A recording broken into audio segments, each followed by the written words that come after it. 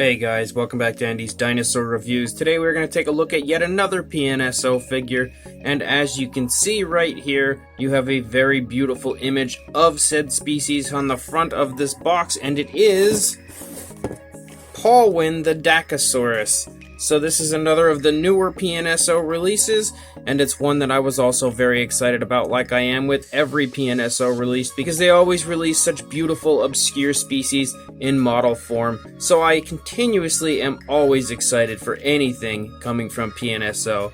As you can see, the box itself looks really nice. You've got a beautiful image there on the front of the figure, some information like the name and all that fun stuff. You've got a very cool illustration of it there on the side, some information on the bottom, not too much else. So let's break the box open and get a look at it. First of all, we've got the booklet that always comes with the PNSO figures.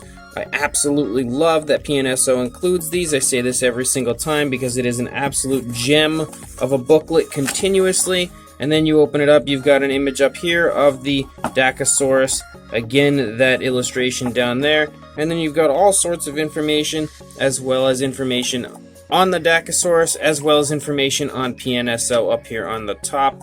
So, really awesome read. These things are just fantastic. I love that PNSO goes the extra mile when it comes to their releases, including things like booklets, artwork, and all that fun stuff. And here is the Dakosaurus.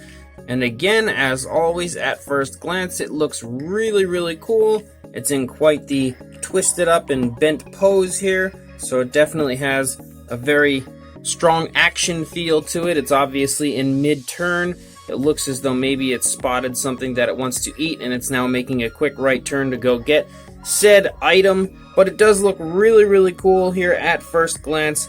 But as always, to really tell, we need to get a closer look, so let's go ahead and do that right now. So starting up at the head sculpt looks really nice. You can see it's got kind of like a greenish eye there with the slit predator type pupil. You can also see that the actual detailing of the face and the lower jaw specifically has some really nice scaling going on down there. A little bit of light dry brushing has been done over top to bring out some of that beautiful detail. The eye itself has a nice black kind of outline and then a stripe that runs along the side. You can see that also over here on this side. The teeth are very large, as you can definitely take notice of that. There is an articulated jaw, which for some reason was a little hard for me to open. But if we take a look inside, you can see some very nice detailing here on the skin flap at the side of the mouth. It looks to be painted with a very realistic coloration on the inside there, kind of like a purple. Really beautifully detailed inside the mouth.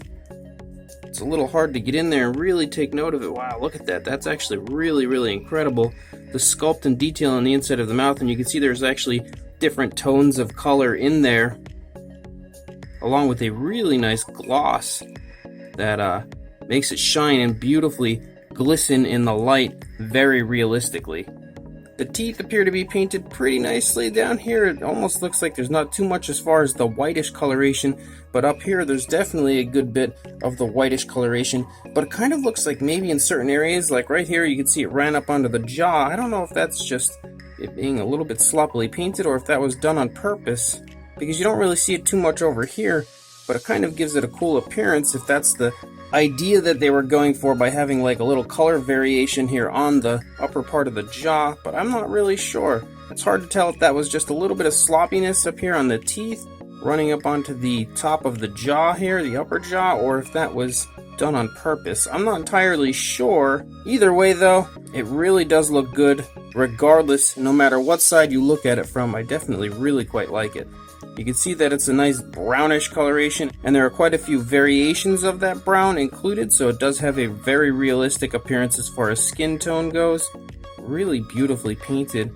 You can see that the paint application is very natural looking and very beautifully airbrushed on, so it has a very real type of an appearance to it. It really has the feeling of skin color and not paint on a figure, and I love when you can say that about a figure because it really helps to give it such a more realistic appearance. You can pick up on some very nice fine scaling as you run down along the neck. The sculpt work and detail all over the head and neck is really nicely done. You can see all sorts of beautiful sculpt and detail. As you run down here into the side of the neck, you can pick up on a few wrinkles as it is turning its head a little bit there, so it's wrinkling up the skin a little bit. You can see that on both sides, but not so much here on the left side due to the fact that it's turning its head to the right, so you don't pick up on it quite as much, but there are a few wrinkles and creases in the skin over here. As you look down here along the flipper, you can see that the sculpt work and detail all around the flipper is really nicely done, and they've included a very nice light wash on the flipper to really help make the flipper detail and sculpt pop out at you and jump out at you. The flipper really has nice sculpt and detail as far as the scale work goes. Really does look quite nice. As you go along the body, you can pick up on the fact that there is very fine detailing and scaling all throughout the body. You can see that it has these black stripes that kind of run the course of the body. Really beautiful coloration. Look at that very nice gradual transition from the brown to this lighter, almost khaki color on the underside. The detail and sculpt on the underside looks really nice as well. You can see that they've blackened like the tips of the flippers to give it some nice color variation. Even a little brown here right in the lower part of the throat. So even the underside of this is really painted quite nicely, and you can also pick up on the very beautiful scaling on the underside as well. Very nice fine scaling as you see pretty much all over this animal.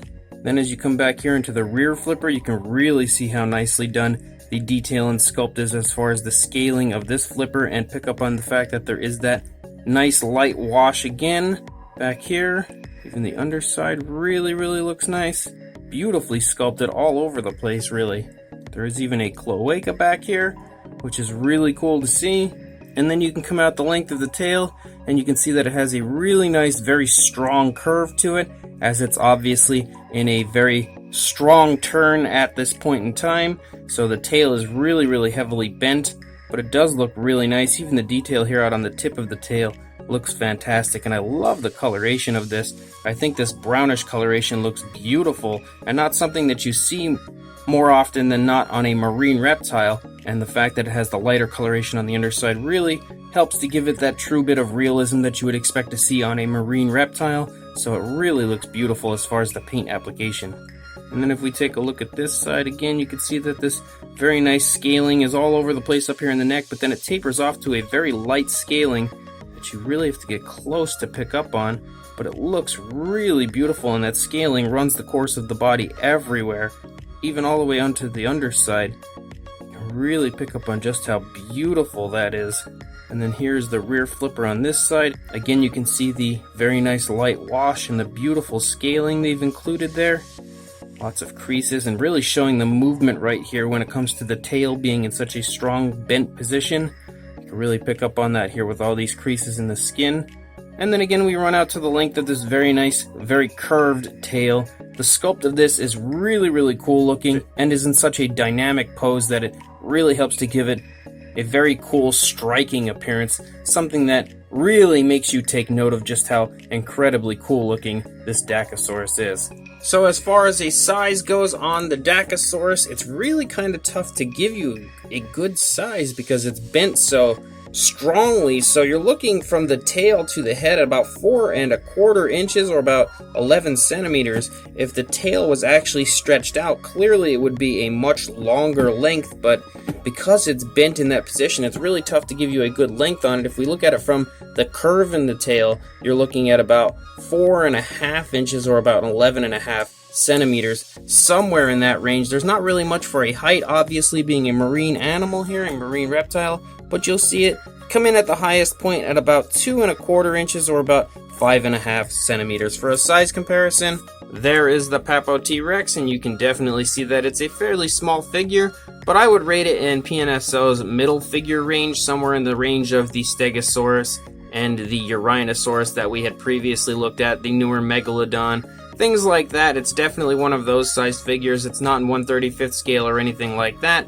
but you should be able to tell that it does have a decent size to it, especially if we have it up like this. You could definitely see that it's not small. It kind of looks small next to the Papo Rex, being again a marine reptile that's so low to the ground, but it definitely has some decent size to it, and you should hopefully be able to tell that here next to the Papo Rex. So this PNSO Dakosaurus looks really, really cool. I definitely dig the entire sculpt. I think the sculpt gives it a very evil type of an appearance when it comes to the head. I think those dark eyes and large, sharp teeth really help to give it kind of that I'm going to bite your face off type of a look. But at the same time, it has a really nice, elegant beauty to it, with the positioning of the body being in such a strong curve, really showing off just how beautiful the movement of this animal could have been, and in general, the very striking appearance it has with that brownish coloration and those black stripes to help give it that somewhat flashy but in a realistic way type of an appearance. I think the sculpt of this is really beautifully done as far as the minute detailing goes. It really has some fantastic scaling all over the body, especially in the flippers, which is beautifully shown throughout with that light wash that PNSO occasionally does include, and I really do like that they include it most of the time, because I really think that it brings out the details so beautifully in many of their models, as their models are really highly detailed and beautifully sculpted when it comes to the small, minute detailing, and sometimes all you really just need is that nice light wash to bring that detail out and show just how fantastic it truly is. I really think they did a good job nailing all the movement and everything all throughout this animal when it comes to the detailing of the sculpt as well, along with, again, like I said before, the paint application looking really natural and very realistic. So they have done a fantastic job everywhere on this Dakosaurus. Again, I'm not positive though if that paint on the face is just sloppiness or if it's done on purpose. I'm not really sure. It kind of looks like it's meant to be there, especially if you look at the image on the box. Actually, I'll bring the box in really quick. If you look here at the image of the box right here, you can see that the upper jaw is kind of outlined in like a whitish color, and that is what you see right there. It has that same kind of outline of a white. So again, I'm not entirely sure if that was done on purpose or what. The more I'm looking at it, the more I'm thinking that that was actually done on purpose, because it does match what you see in the box a little bit better. Regardless, I really like this figure. It's another hit from PNSO and another beauty as far as an addition to my ever-growing collection of prehistoric animals. So if you want to pick up this awesome Dakosaurus from PNSO, I will include a link in the description for you to head on over to the Amazon PNSO store, where you can do exactly that for yourself. So make sure you check that link. Go buy this awesome PNSO Dakosaurus, but before you do that, don't forget to please like, comment, and subscribe, and I will see you in the next review. Thanks for watching.